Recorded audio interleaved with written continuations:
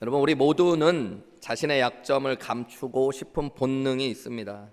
남들에게 이왕이면 괜찮은 사람, 좋은 사람으로 보이고 싶은 마음들이 다 있습니다. 그래서 우리는 진짜 나의 모습을 때로는 감추고 내가 아닌 모습으로 다른 사람들 앞에서 행동하고 말을 할 때가 있습니다. 나의 약함이 다른 사람들에게 드러날까 봐 때로는 강한 척을 하기도 합니다. 내가 모른다는 것을 다른 사람들이 알게 될까 봐 모르는 것을 아는 척을 할 때도 있습니다. 없다고 무시당할까 봐 때로는 있는 척을 할 때도 있습니다. 우리 안에 모두 이런 본능이 있어요. 나는 그런 거 거의 없는데, 사람들 신경 안 쓰고 사는데. 또 오늘 아침에 아마 그렇게 얘기하신 분들 가운데 머리에 훅가시를 주려고 엄청 노력하시는 분들도 계시죠. 다 남들에게 보여주려고 그러는 거죠. 남자분들은 잘 모르는 분들, 자매님들이 웃으시는 분들은 머리에 가끔 이렇게 바람을 집어넣으시는. 때로는 내 마음에 불안과 염려와 걱정이 있고 삶이 고통스러운데 평안한 척 하는 것이 믿음 좋다고 생각하여 그렇게 이야기를 할 때도 있습니다.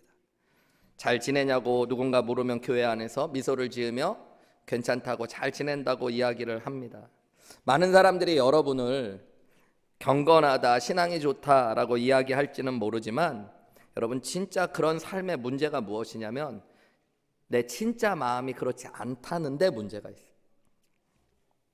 이런 것들이 지속되면 여러분 우리의 행동과 삶이 외식을 하게 되어집니다. 이 외식이라는 것들은요, 여러분 가장 큰 문제가 뭐냐면 정직하게 나를 드러내지 못하기 때문에 하나님께서 나를 치유하시고 고쳐주시고 변화시키시는 은혜를 가로막게 되어집니다. 그리고 내가 나 자신을 가장 괴롭게 하는 일이 되어지는 거예요. 그리고 내 내면을 가장 공허하게 만드는 일이 되어집니다. 이범선 씨의 소설 피해자라는 소설에 보면요, 주인공 청년이 요한이라는 사람이 등장합니다. 그의 아버지는 최 장로라고 불리워지는 분이에요. 교회에서는 많은 사람들이 너무 믿음이 좋다고 칭찬하는 분이십니다. 고아원을 운영하시는데요, 그 마을에서는 고아들의 아버지라 불리워지며 마치 성자처럼 추앙을 받는 최 장로가 이 요한의 아버지입니다. 이 아버지 최 장로는 고아들을 자녀와 같이 키운다는 자신의 신념 때문에 자신의 아들인 요한도 고아들과 똑같이 자라게 했어요. 그러다 보니까 주인공 요한 역시 고아들과 똑같이 자라며 어떤 편견도 갖지 않고 고아들과 함께 자라게 되어집니다. 나이가 들고 청년이 되었을 때 함께 고아원에서 자랐던 고아 명숙을 사랑하게 되면서 이 요한이 아버지 최 장로에게 결혼을 허락받기 위해 나아옵니다. 그때 아버지는 자신의 속마음을 진짜로 드러내요. 나는 내 하나밖에 없는 아들의 며느리로 부모도 없는 저런 고아를 삼을 수 없다라는 이야기를 합니다. 그 이야기를 듣고 명숙은 자취를 감춰요. 20년의 시간을 지나고 명숙이 다시 나타났을 때 그녀는 술집의 마담으로 되어져 있었고 끝내 자살로 생을 마감한다는 이야기가 이 피해자라는 소설의 이야기입니다. 여러분, 우리는 이 기독교의 위선이 어떤 것인가, 그리고 그것이 자신과 다른 사람들에게 피해를 줄 수 있다는 것들을 보게 되어지죠. 우리는 우리 스스로 신앙생활을 하면서, 그리고 신앙생활을 하는 주변의 사람들을 보면서 종교 안에서 이 위선이라는 죄를 자주 마주치게 되어집니다. 스펄전 목사님은 위선의 신앙을 비 없는 구름과 같고 물이라고는 한 방울도 없는 바짝 말라버린 개울과 같다라고 이야기했어요. 구름인데, 개울인데 여러분 그 안에 있어야 되는 생기와 생명이 하나도 없다는 것들을 이야기합니다. 위선적인 신앙은 그와 같다는 거예요. 겉으로는 그리스도인이라고 불리워지고 모습을 갖추고 있지만 우리 안에는 어떤 생명도 능력도 없는 것이죠. 그러면서 스펄전 목사님은 위선의 신앙을 이렇게 이야기하셨습니다. 그것은 마치 연극 배우가 왕의 복장으로 분장하여 무대 위를 늠름히 거닐다가 연극이 끝난 후에는 평민의 옷으로 갈아입고 가난한 자신의 삶으로 돌아가 부끄러움을 느끼는 것과 같다라고 이야기했어요. 실제로 성경에서 외식이라고 번역된 헬라어 단어는 휴포크리시스라는 단어입니다. 이 휴포크리시스라는 단어는 당시의 배우들이 가면을 쓰고 연기한다라는 말의 뜻이에요. 오늘날 배우들은 배우가 많으니까 한 사람이 한 가지 역할만 하고 분장을 하지만요, 예수님 당시에는 배우가 적으니까 한 사람이 여러 역할을 해야 됐고요. 그러기 위해서는 가면을 쓰고 연기를 했어요. 그래서 가면을 쓰고 연기한다라는 말이 이 위선, 휴포크리시스라는 단어입니다. 이 휴포크리시스에서 나온 영어 단어가 히포크리시라는 단어죠. 그죠? 위선이라는 단어입니다. 똑같은. 여러분, 우리 신앙인들은 특별히 이 위선의 죄에 대해 자신을 돌아보셔야 됩니다. 우리는 안다라고 이야기하며 성경의 진리, 하나님의 말씀, 복음에 대해서 우리는 안다라고 이야기할 때가 있어요. 그리고 그것을 믿는다라고 이야기합니다. 그런데 그렇게 행동하고 살아가지 못하면 우리도 외식, 위선과 마주하게 되는 거예요. 교회를 다니지 않는 많은 분들이 위선, 기독교인들의 위선의 모습 속에서 실망하고 교회를 떠나고 교회를 오지 않겠다고 이야기합니다. 예수님도 성경에 보면 이 위선의 죄를 가장 싫어하셨어요. 예수님 당시에 가장 종교적인 사람이었던 바리새인들의 죄의 모습이 바로 위선이라고 예수님은 드러내 보여주셨습니다. 그들은 금식하고 그들은 구제하고 그들은 기도하는 사람들이지만 그들의 내면은 가난한 자들을 사랑하는 마음이 하나도 있지 않았습니다. 그들은 하나님을 향한 사랑과 열심으로 기도하는 마음도 없었습니다.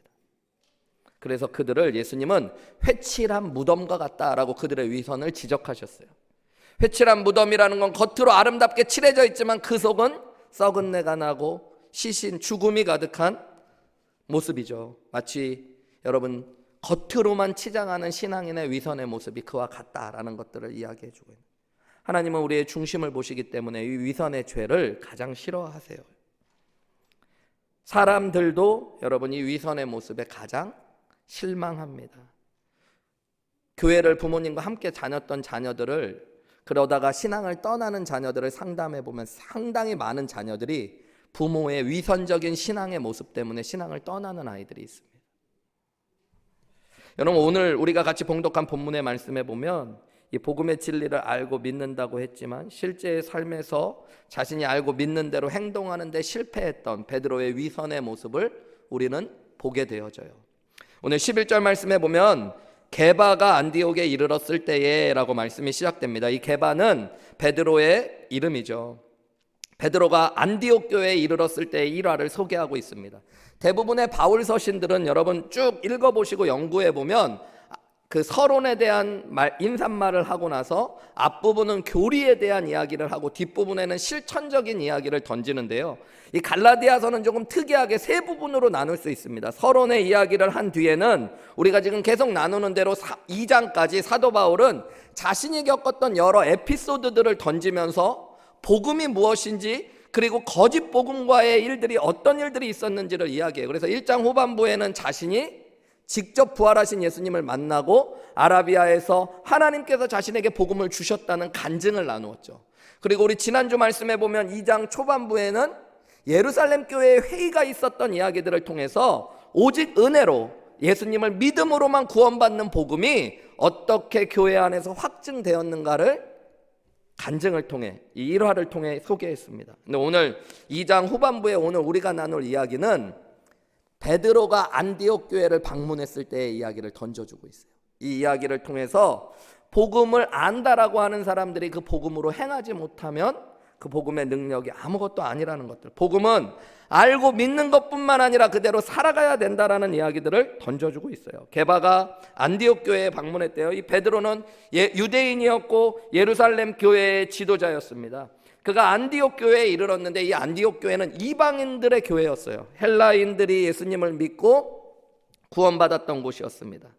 그때 12절에 보면 야고보에게서 온 어떤 이들이, 야고보에게서 왔다는 건 야고보가 보냈다라고도 해석할 수 있지만 예루살렘 교회에서 왔던 사람들을 이야기합니다. 그러니까 유대인이면서 그리스도인이 되었던 사람들이 안디옥 교회에 베드로가 있었던 이후에 오게 되었다라고 이야기해요. 그때 게바가, 이 베드로가 이방인과 함께 먹다가 그들이 오매, 이 그들이 왔다는 건 유대인들이 왔다는 거예요. 유대인 그리스도인들이 예루살렘에서 오니까 베드로가 이 할례자들을 두려워하여 그 식탁의 자리를 떠났던 일을 이야기하고 있어요. 13절에 보면 바울은 이 베드로의 모습이 외식이었다고 분명히 이야기합니다. 남은 유대인들도 그와 같이 외식하게 되었고 바나바도 그들의 외식에 유혹되었다. 베드로는 그가 믿는 대로, 그가 아는 대로 행동하지 않았다는 거예요. 우리 지난주에 보면 여러분, 복음을 통해 무엇을 교회가 확정지었습니까? 유대인이든 이방인이든 누구든 오직 예수 그리스도를 믿음으로 하나님의 은혜로 동일하게 구원받는다는 이야기들을 했어요.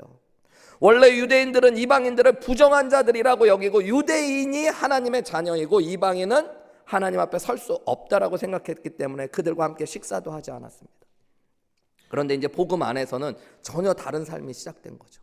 유대인이든 이방인이든 누구든 예수 그리스도를 믿기만 하면 하나님의 은혜로 동일하게 구원받는다는 믿음을 믿었기 때문에 베드로는 이 안디옥 교회 방문해서 이방 교회의 식구들과 함께 예배하고 식사했던 겁니다. 오늘 12절 말씀에 보면 이방인과 함께 먹다가, 그런데 이 함께 먹었다는 말은요, 그냥 식사를 같이 했다라는 단순한 말이 아니라 당시에 초대교회는 매주 주의 만찬을 나눴어요. 떡을 떼고 포도주를 나누며 그리스도의 죽으심과 부활하심을 기념했습니다. 그리고 예배의 끝에는 함께 가지고 온 음식들을 나누었어요. 그러면서 우리가 한 몸 되고 서로를 사랑하고 섬긴다라는 것들을 고백했었습니다. 이것을 아가페의 식사라고도 이야기하고요, 커먼 밀, 그 공통의 식사라고도 이야기하는 초대교회의 중요한 하나의 예배의 순서였어요. 근데 이 예배 가운데 베드로가 유대인들이 왔다라는 이야기를 듣고 그 자리를 떠나버린 거예요. 한마디로 그냥 식탁의 자리를 떠난 것이 아니라 베드로는 그리스도의 사랑 안에서 이방인이든 유대인이든 오직 예수님을 믿는 자는 은혜로 함께 그리스도인이 되고 한 몸이 되었다는 그의 복음의 진리, 그가 안다라고 얘기했고 그가 믿는다라고 얘기했던 복음을 삶으로 살아내지 못한 것입니다. 그래서 그는 외식으로 행동했던 거예요.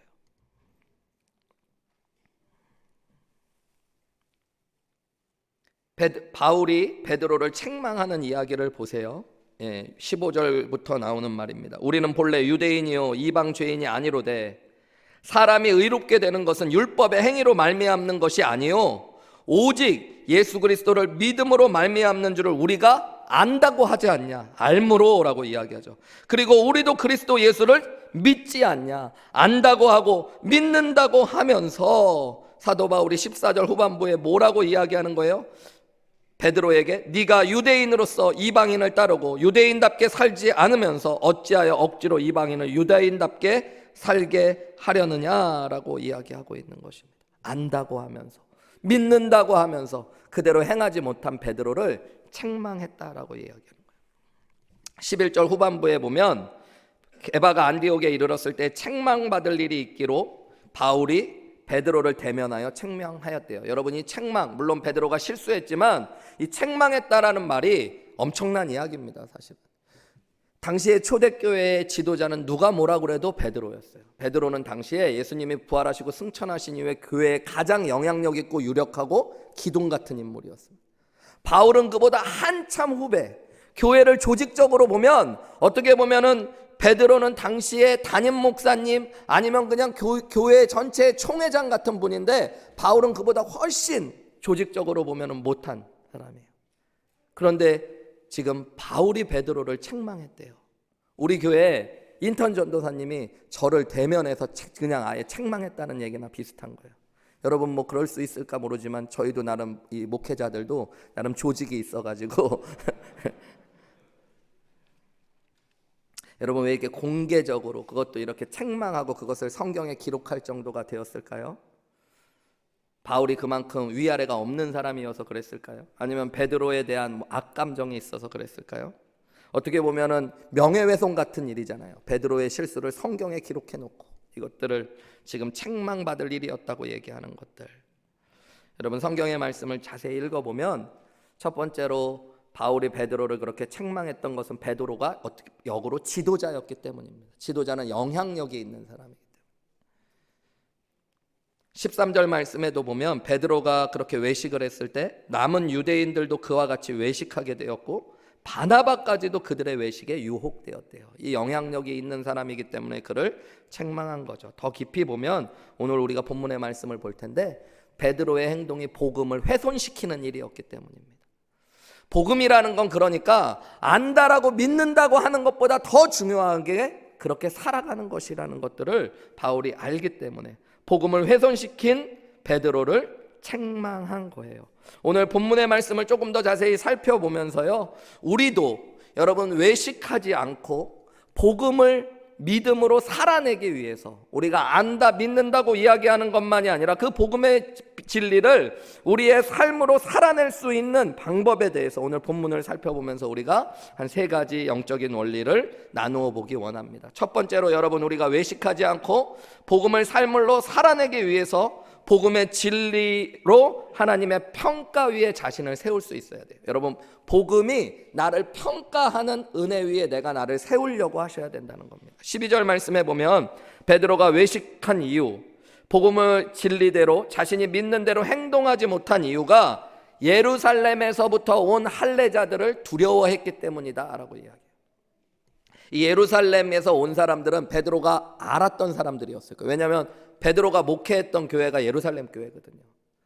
그 교회에서 유대인으로 바리새인으로서 개종한 사람들이었을 확률이 많은 이 사람들은 종교적인 열심이 있었기 때문에 그 교회의 유력자였을 확률이 많습니다. 그리고 안디옥까지 와서 거짓 복음을 가르치려고 했다는 것, 거짓 교사라고 이야기하는 것들은 그들이 성경 교사였다는 거예요. 한마디로 보면 예루살렘 교회에서 그들은 중직이었을 확률이 많은 거예요. 베드로에게 있어서 그들은 중요한 사람들이었을 거예요. 그런데 그들은 아직 복음의 진리대로 이방인들을 오직 믿음으로 하나로 봐주는 마음이 없었습니다. 이방인들도 여전히 할례를 받아야 된다라고 생각했고, 그들은 유대인의 관습을 여전히 중요하게 여겼기 때문에 이방인과 유대인이 함께 식사하는 것들에 대하여 부정적인 생각이 있었던 거예요. 한마디로 베드로는 사람을 두려워했다고 그러지만 그들의 평가를 두려워했던 것입니다. 유대인 그리스도인들이, 유대인인 내가 이방인과 식사하는 모습을 보고 나를 부정적으로 보면 어떡하지? 나를 비난하면 어떡하지? 이런 생각이 베드로의 마음에 생긴 것이죠. 그들은 아마 안디옥 교회를 떠나면 예루살렘에서 또 마주쳐야 되는 사람들, 함께 목회하는 사람들이었을 수도 있어요. 그들이 싫어하는 일들을 내가 하고 있다는 모습을 보고 자신을 부정적으로 평가할 것에 대한 두려움, 그것 때문에 바울은 자신의 신념대로, 믿는 대로 살아가지 못하고 그들의 평가에 따라서 지금 행동했다라고 성경에 기록하고 있는 거예요. 여러분, 이게 왜 중요할까요? 우리 모두에게도 사람들에게 인정받고 칭찬받고 싶은 본능이 다 있기 때문에 중요한 거예요. 예수님을 믿던 믿지 않던 우리 안에는 누군가에게 칭찬받고 인정받고 싶은 본성이 있어요. 누군가 나를 칭찬해주고 인정해주면 내가 그만큼 귀한 사람이 되고 내가 잘 살고 있다는 증거가 된다라고 생각합니다. 어려서는 그래서 부모님께 칭찬받고 싶어 하는 거예요. 학교에 가면 누구에게 칭찬받고 싶은 거예요? 다들 학교에서 그냥 학교만 왔다 갔다 하신 거예요? 선생님에게 칭찬받고 싶잖아요. 저는 어렸을 때 키가 작아가지고, 지금도 키가 작고 어렸을 때도 동일하게 키가 작아서 맨 앞줄에 주로 앉았는데요, 선생님이 누가 심부름 시킬까 할 때 저를 봐줬으면 하는 마음, 저를 심부름 시키면 그렇게 좋은 거예요. 내 이름을 알아주고 나를 인정해 준 것 같아서 선생님에게 인정받고 싶어서 막 열심히 공부했던 것 같아요. 시간이 지나가면 친구들에게 인정받고 싶어지고, 직장에 가면 직장의 상사에게 인정받고 싶고 칭찬받고 싶습니다. 신앙생활을 하면서도 여러분, 교우들에게, 목사님에게 칭찬받고 싶은 본성이 있어요. 여러분, 우리 모두에게 그런 것이 있습니다. 그리고 그렇게 칭찬을 받으면 내가 되게 괜찮은 사람이 되었다라고 생각하고 착각할 때가 있어요. 그리고 내가 남들에게 비난을 받으면 내가 무언가 심각하게 무너지고 망가졌다라는 생각을 할 때가 있습니다. 그래서 우리는 자꾸 사람들에게 신경을 쓰면서 외식적인 신앙으로 나아갈 때가 있어요. 근데 여러분, 복음이라는 걸 진짜 알게 되면 복음의 눈으로 나를 볼 수 있는 눈이 띄어지게 되어집니다. 사람들이 나를 어떻게 보느냐도 중요하지만 내가 믿은 진리 안에서 하나님이 나를 어떻게 보시는가에 대한 눈이 띄어지는 게 복음을 믿은 사람들의 눈이에요. 여러분, 복음을 정말로 믿고 나면 하나님께서 그 하나밖에 없는 아들 예수 그리스도를 나에게 주시기까지 나를 귀하게 보시는 사람, 예수님께서 십자가에 못 박혀 죽기까지 사랑한 귀한 존재가 나라는 것들을 알게 되어집니다. 여러분, 또한 복음 안에서 내가 하나님 앞에 의로운 자가 아니지만, 여러분, 하나님 앞에 숨길 수 없는 내가 죄인이기 때문에, 그런 나 같은 죄인은 하나님이 있는 모습 그대로 사랑해 주셨기 때문에 내가 나를 감추고 속이려고 하는 것이 아니라 진실된 모습으로 하나님 앞에 설 수 있는 눈이 열리는 거예요. 그래서 복음의 눈으로 나를 평가하고 그 복음 위에 나를 세울 때 여러분, 우리는 위선의 생활이 아니라 복음으로 삶을 살아갈 수 있는 은혜가 주어지는 것입니다. 잠언 29장 25절에는 그래서 사람을 두려워하면 올무에 걸린대요. 이거는 사람을 의식하고 사람의 평가를 두려워하면 결국에 넘어지고 어려움을 겪는다는 얘기예요. 그러나 여호와를 의지하는 자는 안전하리라. 안전하리라의 원어는 여러분 든든하고 굳게 선다는 얘기입니다. 여러분, 하나님의 평가 위에 든든하고 굳게 서시는 저와 여러분 되시기를 주님의 이름으로 축복합니다. 여러분, 그때 우리는 외식에서부터 벗어나 복음을 삶으로 살아갈 수 있게 되어야 돼요. 복음을 알면 알수록, 하나님을 정말로 예수 그리스도를 나의 구원자여 주님으로 정말 제대로 믿으면 믿을수록 내 인생에 예수님이, 하나님이 가장 귀한 분이 되십니다. 하나님을 가장 사랑하게 되어지고 하나님을 경외하게 되어져요. 내가 무엇보다 누구보다 하나님의 평가에 관심을 갖게 되어져요.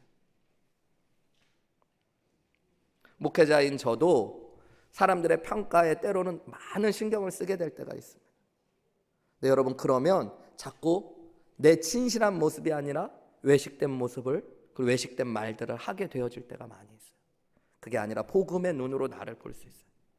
나는 연약하고 부족하지만 그런 나를 하나님이 귀하게 여기시고, 나는 있는 모습 그대로 하나님 앞에 정직하게 나아가지만 하나님의 귀한 은혜 안에서 서서 나를 자유케 하는 눈들.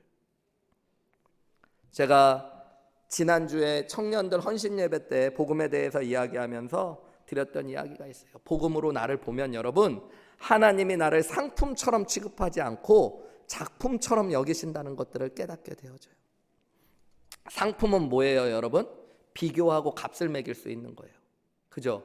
여러분, 아이폰 요즘 최근에 나온 아이폰이 뭡니까? 한 10? 예? 13. 죄송합니다. 하도 옛날 목사님. 예. 13하고 10이랑 비교하면 뭐가 더 비싸고 좋은 거예요, 여러분? 13이 좋은 거겠죠. 당연히. 세상의 것들은 그렇게 비교할 수 있는 거예요. 값도 매겨질 수 있는 거예요. 상품은 그런 거예요, 여러분. 더 예쁜 것이 더 비싸고 더 기능이 좋은 게 더 비싼 거예요. 그거는 상품이에요. 근데 여러분, 작품은 그런 것이 아닙니다. 여러분, 슈베르트의 작품과 모차르트의 작품 중에 뭐가 더 비싼 겁니까? 안 사봐서 모르겠어요? 여러분, 작품은 하나하나가 값을 매길 수 없게 귀한 거예요.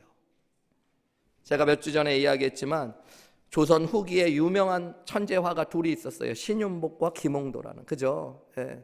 둘은 다 풍속화를 그렸는데요. 여러분, 둘의 작품 중에 뭐가 더 비싸고 귀한 겁니까? 여러분, 그런 건 없어요. 신윤복은 양반과 여인들의 모습을 잘 그려냈고요. 화려한 색채로. 김홍도는 서민들의 모습을 아름답고 역동적이게 그려냈습니다. 그래서 그 각 작품은 다 귀한 거예요, 여러분. 제가 왜 이런 얘기를 하냐면, 세상은 우리를 상품처럼 봐요. 아, 저 사람은 저 사람보다 키가 좀 작으니까 좀 부족한 사람. 여러분, 키 큰 사람이 더 귀한 사람이라는 논리는 누가 주는 건지 제가 갑자기 흥분해서 죄송합니다. 네. 그죠? 어쨌든 세상은 그럴 수 있죠. 눈이 큰 사람이 더 좋은 사람, 몸매가 날씬한 사람이 좋은 사람, 더 좋은 대학이 나온 사람이 더 귀한 사람처럼 여길지 모르지만, 여러분, 복음 안에서 하나님은 우리를 그렇게 말씀하시지 않았어요. 에베소서 2장 10절의 말씀 보시면 여러분, 뭐라고 이야기하냐면 우리는 하나님께서 만드신 바라라고 나와요. 예수님 안에서 선한 일을 위하여 지으셨고 우리를 예비하셔서 그가 예수님 안에서 행하도록 예비하신 사람들, 구원하신 사람들이래요. 근데 여기서 나오는 우리는 그가 만드신 바라는 말, 이 만드신 바라고 번역되는 말이 헬라어로 포이에마라는 말인데요. 이 말은 작품이라는 뜻입니다. 말 그대로 마스터피스라는 뜻이에요. 걸작품이래요. 여러분, 우리 한 사람 한 사람이 복음 안에서 우리를 보면 하나님이 우리를 어떻게 평가하시냐면 예수 그리스도의 피로 구원해내시고 성령의 은혜로 빚어내시는 하나님의 하나밖에 없는 학자의 작품으로 우리를 바라보신다는 거예요. 하나님은 우리를 누구보다 귀하게 아름답게 보신다는 것입니다. 여러분, 이 복음의 눈, 복음의 평가로 나를 먼저 세울 때 여러분, 우리는 외식의 신앙이 아니라 진실된 모습으로 하나님 앞에 서게 되고 믿음의 은혜 가운데 설 수 있게 된다는 것들을 기억하셔야 됩니다. 그래서 여러분, 외식의 신앙을 벗어 복음으로 삶을 살아내기 위해서 복음 위에 자신을 먼저 세워놓으실 수 있는 저와 여러분들이 되시기를 주님의 이름으로 축복합니다. 두 번째로, 여러분, 외식의 신앙을 벗어나 복음의 삶을 살아내기 위해 우리 안에 필요한 영적인 진리는 복음의 진리가 우리의 삶의 기준이, 복음이 우리의 삶의 기준이 되셔야 된다라는 것입니다. 14절에 보면 바울이 베드로의 죄를, 그 외식을 이렇게 지적합니다. 그러므로 나는 그들이 복음의 진리를 따라 바르게 행하지 아니함을 보았다 그래요. 그들의 외식이 뭐라고 지금 설명하고 있냐면 복음의 진리를 따라 바르게 행하지 않은 것이래요. 그러니까 여러분, 우리가 외식하지 않기 위해, 복음을 삶으로 살아내기 위해 필요한 건 뭐냐면 복음의 진리를 따라 바르게 행해야 되는 것입니다. 여러분, 어떤 일을 할 때 이것이 무엇이 옳은지, 무엇이 그른지를 판단할 때 나한테 뭐가 편한 일이지, 나한테 뭐가 이로운 일이지가 아니라 무엇이 복음의 진리를 따라 행하는 것인지를 고민하셔야 돼요. 그리고 그것을 따라가는 기준이 되어질 때 여러분, 우리는 복음을 삶으로 살아낼 수 있는 사람들이 되어지는 것입니다. 아는 것 중요하고요, 믿는 것이 중요하지만 그것을 살아내는 것이 중요하다는 거예요. 이 삶의 기준이 여러분 복음이 되셔야 돼요. 내가 복음을 안다, 내가 복음을 믿는다 그러면서 행하고 살아가는 데는 복음이 없어지는 분들이 많아요. 근데 여러분, 우리의 삶의 행동의 기준이 복음이 되셔요. 복음의 진리를 따라 바르게 행하셔야 됩니다. 저는 신임명 목자 목녀 교육을 할 때마다 목장의 나눔 시간에 꼭 이 원칙을 기억하라고 하는 것이 있습니다. 그게 뭐냐면 어떤 분이 문제나 고민을 이야기했을 때 복음이 그것에 대해 뭐라고 이야기하고 있는지, 하나님의 말씀이 이 문제에 대해서 뭐라고 이야기하고 있는지 목자님이 먼저 생각하셔야 된다.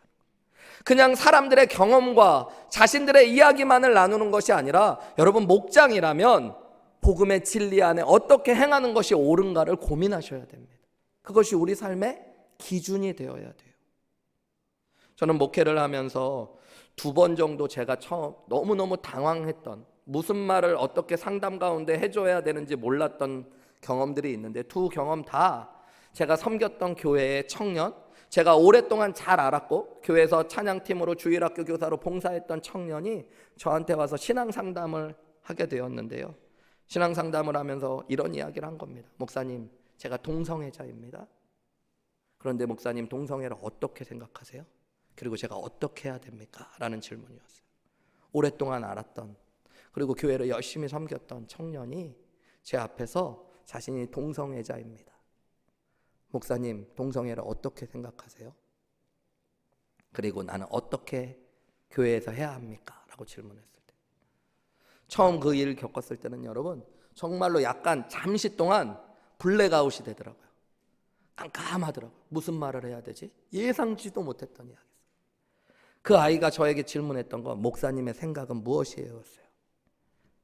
저는 제 생각이 무엇일까를 고민했습니다. 잠시. 그런데 하나님이 주신 은혜가 있었는데요, 제 생각은 중요한 게 아니더라고요. 그때 내가 붙잡아야 될 기준이 하나 있더라고요. 그게 뭐냐면 복음이라는 진리였어요. 그래서 그 청년에게 이야기했어요.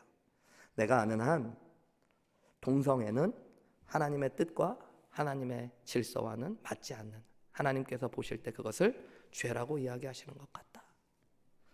그런데 내가 아는 복음은 하나님은 모든 죄인을 죽기까지 사랑하신다는 것이다. 너는 나에게 네가 있는 죄의 모습을 고백해줘서 고마운데 나도 너에게 다 얘기하지 못한 여러 가지 죄의 모습이 있는 죄인이란다. 그런 내가 오늘 이 자리에 서서 목회자로 서 있을 수 있는 건 하나님이 나 같은 죄인을 죽기까지, 예수님을 주시기까지 사랑하시고 예수님은 자신의 생명을 주시기까지 나를 사랑하셨다는 그 복음의 진리가 나를 하나님의 은혜 가운데 세우신 거란다.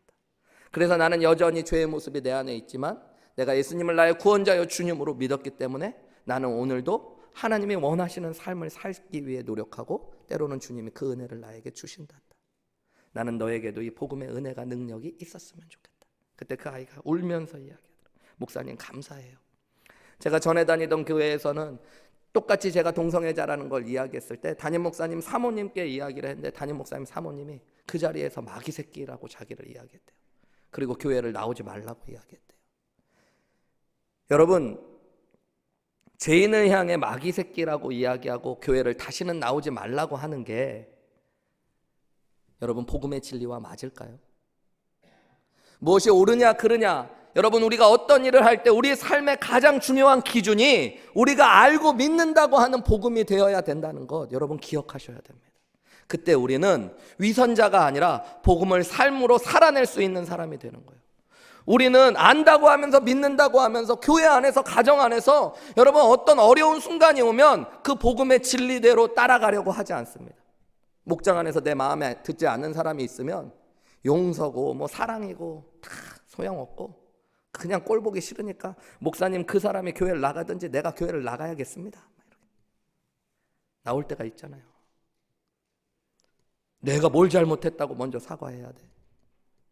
여러분 뭘 잘못해서 사과하는 게 아니라 그리스도의 복음의 진리 안에서 무엇을 하나님이 말씀하시는지 우리가 바라본다면 생각보다 많은 것들에 대한 답을 찾을 수 있을 것입니다. 여러분 우리가 정말로 따라가야 될 기준이 복음이라는 것들을 아셔야 돼요. 우리가 복음을 안다라고만 얘기하는 게 아니라 믿는다고만 이야기하는 것이 아니라 여러분 복음이 우리 삶의 기준이 되시기를 주님의 이름으로 축복합니다. 우리 모든 그리스도인들은 이 땅에서 그리스도를 대신하고 그리스도를 삶으로 보여주고 그리스도의 사랑을 복음을 보여줘야 되는 사람들이라는 것들을 기억하셔야 됩니다. 여러분 우리가 어떻게 복음을 보여주고 나누어줘요? 물론 입술로 복음을 전하는 것도 중요하지만 우리의 삶의 기준이 복음이 된다는 걸 보여주셔야 됩니다.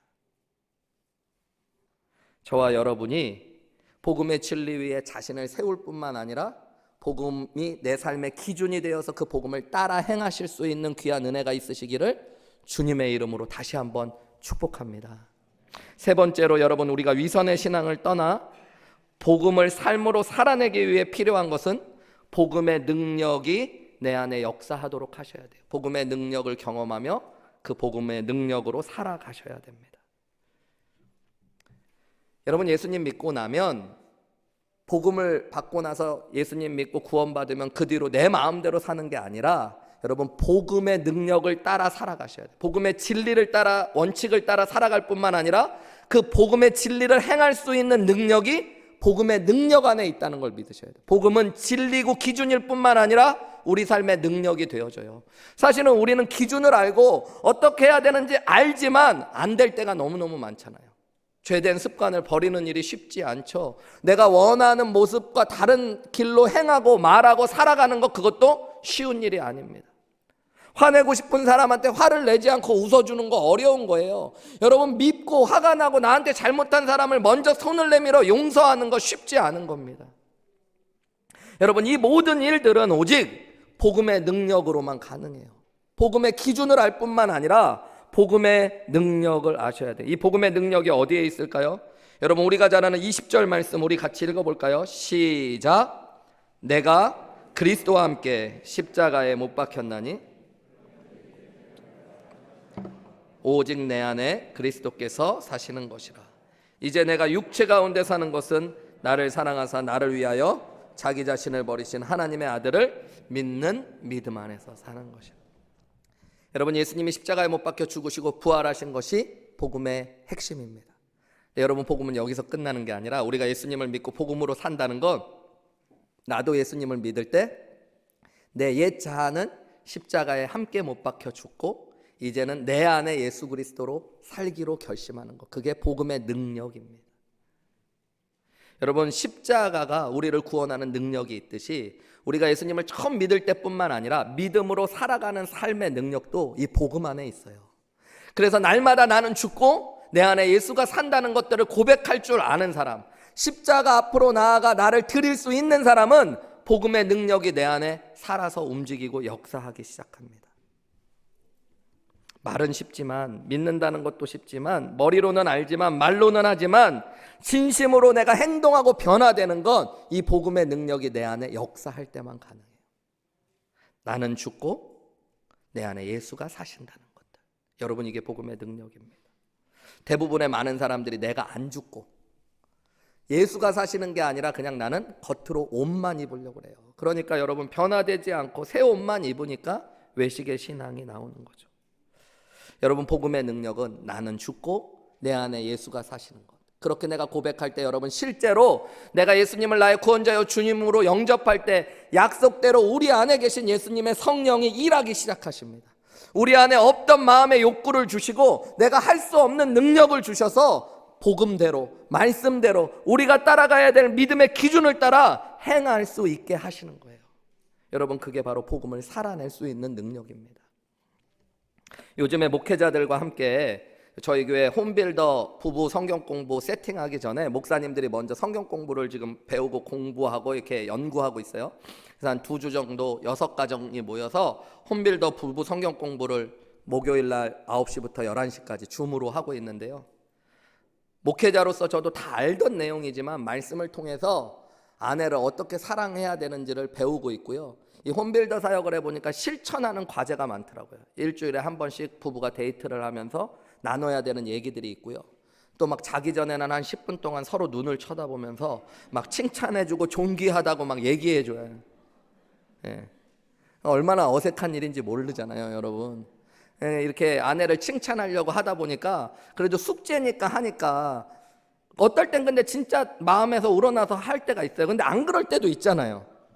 그잖아요. 뭐 진짜 귀하게 여겨지지 않는데 귀하다고 얘기를 해야 되니까 숙제니까 막 지금 화가 날 때도 있잖아요. 그래도 이제 귀하다고 얘기해야 되니까 처음에는 자기 체면을 걸더라고요. 제가 귀하다 연습을 몇 번 해보고 가서 하고 오는데 아내가 알더라고요. 영혼이 없어 막 얘기하더라고요. 예. 근데 말씀 이번 주에 준비하면서 이 말씀이 제 안에 들어오더라고요. 복음으로 삶을 살아낸다는 거. 복음의 능력이 내 안에 있어야 돼. 그래서 고백했어요. 주님, 나는 예수 그리스도와 함께 십자가에 못 박혔습니다. 이제 나는 죽고 내 안에 예수님만 사십니다. 내가 아니라 예수님의 이름으로 나는 나아갑니다. 그래서 여러분, 나는 죽었고 예수님의 은혜로 내 안에 예수가 사신다 그러면서 갔더니 내 안에 예수님의 마음이 채워지더라고요. 예수님의 마음으로 봤더니 진짜 우리 아내가 너무너무 귀한 거예요. 그보다 더 귀할 수가 없는 거예요. 생명을 주기까지 사랑했다는 예수님의 마음이 막 느껴지는 거예요. 존귀하다, 귀하다, 너무너무 당신은 귀해, 너무너무 당신은 부드러워. 3가지 이상 칭찬을 해주면서 존귀하다고 하라고 얘기하셨어요.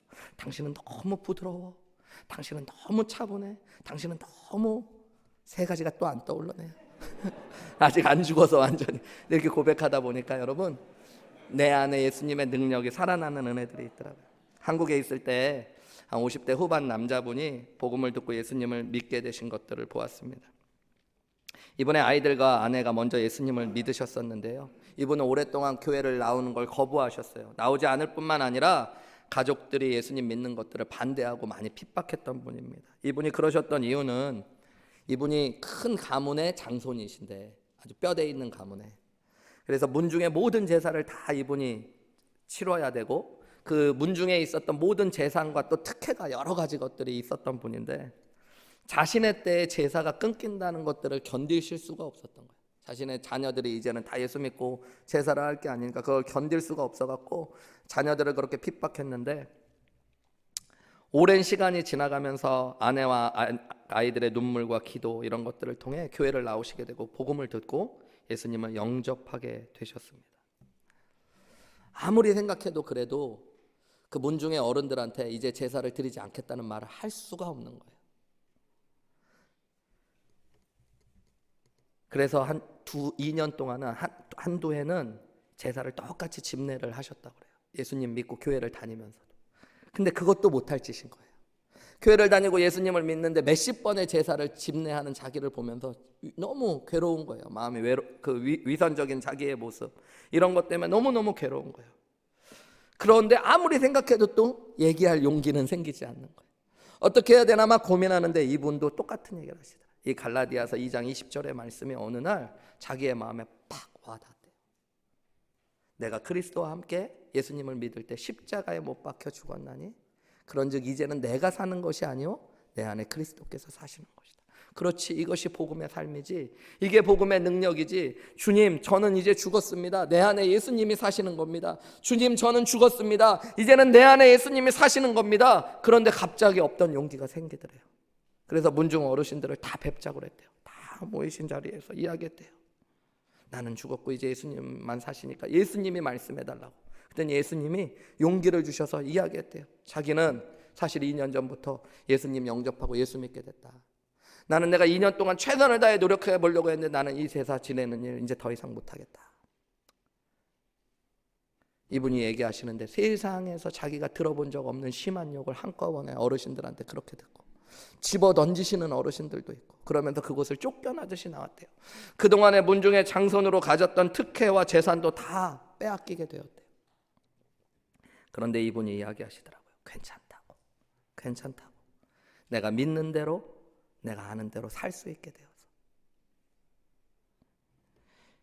여러분, 복음은 여러분 그냥 우리가 안다고 얘기하고 믿는다고 얘기하고 예수님 영접하고 구원받는 데만 끝나는 것이 아니라, 여러분 그 복음이 우리를 보는 눈을 완전히 바꾸어내고 우리가 사는 기준을 완전히 바꾸어내는 것입니다.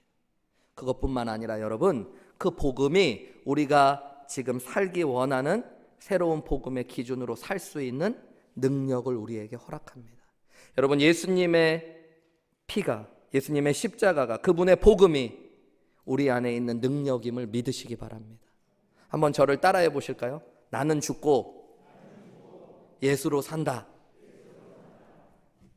이제는 내가 사는 것이 아니요 오직 내 안에 예수가 사신다.